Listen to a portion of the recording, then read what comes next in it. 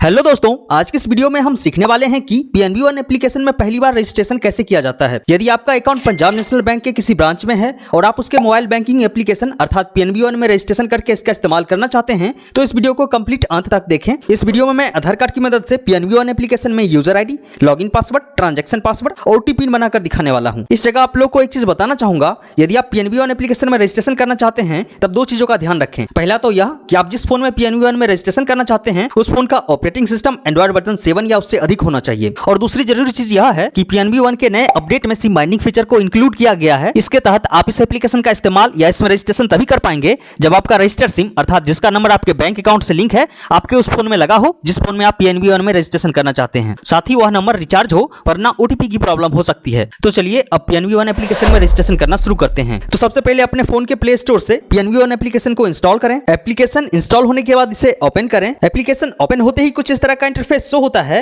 जिसमें यह आपसे कुछ परमिशंस मांगता है। सबसे पहले पिक्चर और वीडियो का परमिशन मांगा जा रहा है तो इस जगह व्हाइल यूजिंग द ऐप पर क्लिक करें। पिक्चर और वीडियो का परमिशन देने के बाद यह आपसे लोकेशन का परमिशन मांगता है तो इस जगह भी व्हाइल यूजिंग द ऐप वाले ऑप्शन पर क्लिक करें। उसके बाद आपसे कॉन्टैक्ट का परमिशन मांगता है तो इस जगह भी अलाउ कर दें। उसके बाद आपसे फोन कॉल का परमिशन मांगा जाता है तो इस जगह भी अलाउ कर दें। फोन कॉल का परमिशन देने के बाद यह आपसे मैसेज का परमिशन मांगता है तो इस जगह भी अलाउ पर क्लिक कर दें। सारे परमिशंस को देने के बाद कुछ इस तरह का इंटरफेस शो होता है तो इस जगह प्रोसीड टू लॉगिन वाले ऑप्शन पर क्लिक करें। प्रोसीड टू लॉगिन पर क्लिक करते ही आपको पीएनबी वन के लॉगिन पेज पर रिडायरेक्ट कर दिया जाता है जिसमें इस जगह आपसे यूजर आईडी एंटर करने को कहा जाता है। चूंकि हम इस एप्लीकेशन में फर्स्ट टाइम रजिस्ट्रेशन करने वाले हैं इसलिए इस जगह नीचे न्यू यूजर वाले ऑप्शन पर क्लिक करें। न्यू यूजर पर क्लिक करते ही एक नया पेज ओपन होता है जिसमें आपसे रजिस्ट्रेशन मेथड चूज करने को कहा जाता है। चूंकि हम बिना एटीएम कार्ड के रजिस्ट्रेशन करने वाले हैं इसलिए इस जगह नीचे रजिस्ट्रेशन विथ आधार पर क्लिक करें। रजिस्ट्रेशन विथ आधार पर क्लिक करते ही एक नया पेज ओपन होता है जिसमें रजिस्ट्रेशन के लिए कुछ इंस्ट्रक्शंस दिखाए जाते हैं। आप चाहें तो सारे इंस्ट्रक्शंस को पढ़ सकते हैं। उसके बाद नीचे इस जगह कंटिन्यू वाले ऑप्शन पर क्लिक करें। कंटिन्यू पर क्लिक करते ही एक नया पेज ओपन होता है जिसमें आपसे कुछ डिटेल्स फिल करने को कहा जाता है। तो सबसे पहले इस जगह आप अपना बैंक अकाउंट नंबर एंटर करें। इस जगह बैंक अकाउंट नंबर को ध्यान से एंटर करें क्योंकि नेक्स्ट स्टेप में इसी अकाउंट नंबर से लिंक मोबाइल पर ओटीपी आएगी जिसको वेरीफाई करके आप आगे प्रोसीड करेंगे। तो इस जगह आप अपना अकाउंट नंबर ध्यान से फिल करें। अकाउंट नंबर एंटर करने के बाद नीचे इस जगह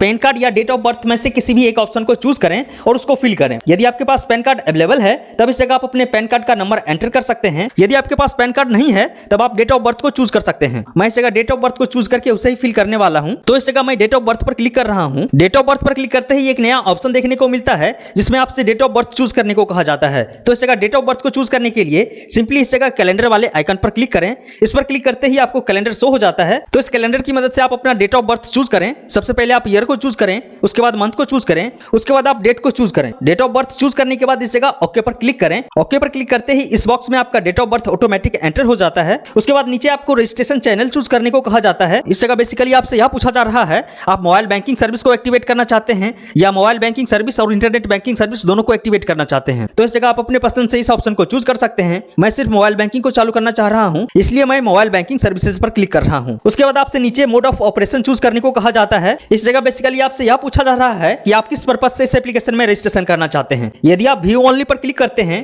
तब आप अपने अकाउंट का डिटेल्स वगैरह ही देख सकते हैं जैसे कि आप अपना बैलेंस देख सकते हैं या अकाउंट स्टेटमेंट आदि देख सकते हैं। और यदि आप सेकंड ऑप्शन अर्थात व्यू एंड ट्रांजैक्शन पर क्लिक करते हैं तब आप मोबाइल बैंकिंग या इंटरनेट बैंकिंग में होने वाले सभी प्रकार की सर्विसेज का फायदा उठा सकते हैं। जैसे कि आप अपने अकाउंट का बैलेंस और ट्रांजैक्शन हिस्ट्री तो देख ही सकते हैं, साथ ही आप अपने अकाउंट से ट्रांजैक्शन भी कर सकते हैं अर्थात पैसे दूसरे अकाउंट पर भेज सकते हैं या शॉपिंग कर सकते हैं या ऑनलाइन पेमेंट कर सकते हैं। साधारण शब्दों में कहा जाए तो आप सारे सर्विसेज का फायदा उठा सकते हैं। तो मैं हमेशा रिकमेंड करूंगा हमेशा व्यू एंड ट्रांजैक्शन वाले ऑप्शन को ही चूज करें। तो इस जगह सारे डिटेल्स को फिल करने के बाद नीचे कंटिन्यू वाले ऑप्शन पर क्लिक करें। कंटिन्यू पर क्लिक करते ही एक नया पेज ओपन होता है जिसमें आपसे ओटीपी एंटर करने को कहा जाता है और आपके अकाउंट नंबर से लिंक या रजिस्टर्ड मोबाइल नंबर पर एक ओटीपी भेज दी जाती है। तो इस जगह आप अपने नंबर पर आए हुए ओटीपी को एंटर करें। तो इस जगह ओटीपी एंटर करने के बाद नीचे कंटिन्यू वाले ऑप्शन पर क्लिक करें। कंटिन्यू पर क्लिक करते ही एक नया पेज ओपन होता है जिसमें आपसे आधार कार्ड का नंबर एंटर करने को कहा जाता है। इस जगह उसी आधार कार्ड का नंबर एंटर करें जो कि पिछले स्टेप में बताए गए अकाउंट नंबर से लिंक हो। तो इस जगह आधार नंबर एंटर करने के बाद नीचे सबमिट वाले ऑप्शन पर क्लिक करें। सबमिट पर क्लिक करते ही एक नया पेज ओपन होता है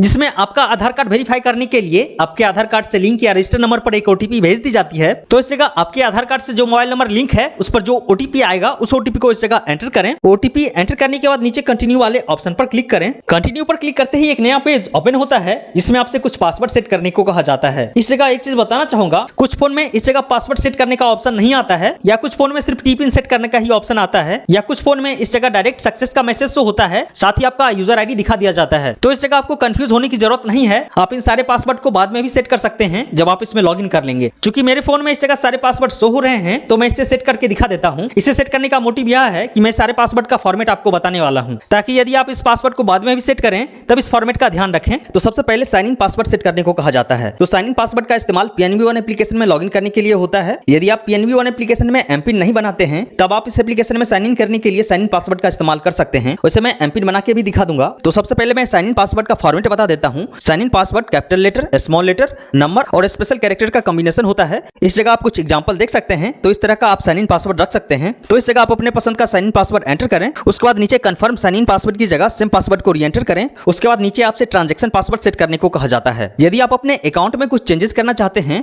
जैसे कि आप मोबाइल नंबर चेंज करना चाहते हैं या ईमेल आईडी चेंज करना चाहते हैं या खुद से कुछ डिटेल्स को चेंज करना चाहते हैं, तब आपको ट्रांजैक्शन पासवर्ड की आवश्यकता होती है। कई बैंकों में इसे ही प्रोफाइल पासवर्ड भी कहा जाता है। ट्रांजैक्शन पासवर्ड का फॉर्मेट भी साइन इन पासवर्ड के जैसा ही होता है। ट्रांजैक्शन पासवर्ड भी capital letter, small letter, number और स्पेशल कैरेक्टर का कॉम्बिनेशन होता है। इस तरह का पासवर्ड आप रख सकते हैं। तो इस जगह आप अपने पसंद का पासवर्ड एंटर करें। उसके बाद नीचे कंफर्म ट्रांजैक्शन पासवर्ड की जगह सेम पासवर्ड को रीएंटर करें। उसके बाद नीचे होता है टीपिन। टीपिन का इस्तेमाल ट्रांजैक्शन करने के दौरान होता है। जैसे आपके एटीएम का पिन 4 अंकों का होता है, ठीक उसी प्रकार से यह पिन भी 4 अंकों का होता है। तो न्यू टीपिन की जगह आप अपने पसंद के 4 अंकों का डिजिट एंटर करें। उसके बाद नीचे कंफर्म न्यू टीपिन की जगह सेम पिन को रीएंटर करें। तो इस जगह सारे पासवर्ड को एंटर करने के बाद नीचे सबमिट वाले ऑप्शन पर क्लिक करें। सबमिट पर क्लिक करते ही एक नया पेज ओपन होता है जिसमें रजिस्ट्रेशन सक्सेसफुल का एक मैसेज शो होता है और नीचे इस जगह आपका यूजर आईडी शो हो जाता है। तो इस यूजर आईडी को आप नोट करके रख लें, क्योंकि नेक्स्ट स्टेप में जब हम लॉगिन करेंगे तब इसकी आवश्यकता होगी। तो इस एप्लीकेशन में लॉगिन करने के लिए नीचे साइन इन वाले ऑप्शन पर क्लिक करें। इस पर क्लिक करते ही एक नया पेज ओपन होता है जिसमें इस जगह आपसे यूजर आईडी एंटर करने को कहा जाता है। यदि आप साइन इन पर क्लिक करने के बाद इस पेज पर ना आ पाए या आपको कोई टेक्निकल प्रॉब्लम हो तब आप इस एप्लीकेशन को क्लोज कर दें। उसके बाद दोबारा ओपन करके इसी पेज पर आ जाएं। तो पिछले स्टेप में आपने देख ही लिया होगा कि आपका यूजर आईडी कौन सा है। तो इस जगह उस यूजर आईडी को एंटर करें। यूजर आईडी एंटर करने के बाद इस जगह साइन इन वाले ऑप्शन पर क्लिक करें। साइन इन पर क्लिक करते ही एक नया पेज ओपन होता है जिसमें आपका रजिस्टर्ड मोबाइल नंबर चेक करने के लिए सिम को चूज करने को कहा जाता है। तो एक चीज का ध्यान रखें, इस एप्लीकेशन में लॉगिन करने के लिए आपका रजिस्टर्ड सिम आपके फोन में लगा होना चाहिए। तो इस जगह आप अपने बैंक अकाउंट से लिंक या रजिस्टर्ड नंबर वाले सिम को चूज करें। यदि आपके फोन में एक ही सिम कार्ड लगा हुआ है तब इस जगह एक ही सिम कार्ड शो करेगा, बट एक चीज का ध्यान रखें कि आपका वह सिम आपके बैंक अकाउंट से लिंक हो। तो इस जगह सिम कार्ड को चूज करने के बाद नीचे कंटिन्यू वाले ऑप्शन पर क्लिक करें। कंटिन्यू पर क्लिक करते ही यह वेरीफाई करना शुरू कर देता है कि आपने जिस सिम कार्ड को चूज किया है वह आपके फोन में लगा है या नहीं। साथ ही आपके रजिस्टर्ड नंबर पर एक ओटीपी भेज दी जाती है। तो इस जगह अपने रजिस्टर्ड नंबर पर आए हुए ओटीपी को एंटर करें। उसके बाद नीचे कंटिन्यू वाले ऑप्शन पर क्लिक करें। कंटिन्यू पर क्लिक करते ही एक नया पेज ओपन होता है जिसमें आपसे एमपिन सेट करने को कहा जाता है। तो इस जगह आप 4 अंकों का एमपिन सेट कर लें। एमपिन सेट करने का फायदा यह होगा कि इस एप्लीकेशन में लॉगिन करने के लिए आपको बार-बार यूजर आईडी और पासवर्ड एंटर करने की आवश्यकता नहीं होगी। आप सिंपली 4 अंकों का एमपिन एंटर करके इस एप्लीकेशन में लॉगिन हो सकते हैं। तो इस जगह एमपिन सेट करने के लिए सबसे पहले इस जगह अपने पसंद के 4 अंकों का एमपिन एंटर करें। उसके बाद नीचे इस जगह सेम एमपिन को रीएंटर करें। दोनों जगह एमपिन एंटर करने के बाद सबमिट वाले ऑप्शन पर क्लिक करें। सबमिट पर क्लिक करते ही एमपिन सेट सक्सेसफुली का एक मैसेज शो होता है। साथ ही नीचे साइन इन का एक ऑप्शन भी दिखाया जाता है। तो इस जगह साइन इन वाले ऑप्शन पर क्लिक करें। साइन इन पर क्लिक करते ही आपको लॉगिन पेज पर रिडायरेक्ट कर दिया जाता है। एमपिन सेट करने के बाद आपका लॉगिन पेज कुछ इस तरह का देखने को मिलेगा। अब आप जब भी इस एप्लीकेशन को क्लोज करके दोबारा ओपन करेंगे तब इसी तरह का इंटरफेस शो होगा जिसमें आप सिंपली अपना एमपिन एंटर करके इस एप्लीकेशन में लॉगिन हो सकते हैं। तो मैं लॉगिन करके भी दिखा देता हूं। तो इस जगह आप अपने 4 अंकों का एमपिन एंटर करें। एमपिन एंटर करते ही आप PNB One के होम पेज पर रिडायरेक्ट हो जाते हैं। तो इस प्रकार से आप PNB One एप्लीकेशन में पहली बार रजिस्ट्रेशन कर सकते हैं। इस जगह आप PNB One के कई सारे फीचर्स देख सकते हैं। अब आप चाहें तो इस एप्लीकेशन की मदद से अपने अकाउंट का अवेलेबल बैलेंस देख सकते हैं या अपने अकाउंट का स्टेटमेंट निकाल सकते हैं या आप अपने अकाउंट से पैसे किसी दूसरे अकाउंट पर भेज सकते हैं। वैसे मैं इस एप्लीकेशन के सारे फीचर्स को किसी नेक्स्ट वीडियो में बता दूंगा। इस जगह एक चीज और बताना चाहूंगा, कई दोस्तों को इस एप्लीकेशन में रजिस्ट्रेशन के दौरान ओटीपी का प्रॉब्लम हो सकता है। तो ऐसे दोस्त अपने ब्रांच में जाकर अपना KYC और मोबाइल नंबर अपडेट करवा लें। उसके 24 घंटे के बाद इस एप्लीकेशन में रजिस्ट्रेशन करना शुरू करें। उसके बाद आपको ओटीपी की प्रॉब्लम नहीं होगी। इस वीडियो में फिलहाल इतना ही। आपका कुछ और भी डाउट हो तो कमेंट जरूर करें। वीडियो अच्छी लगी हो तो एक लाइक कर दें।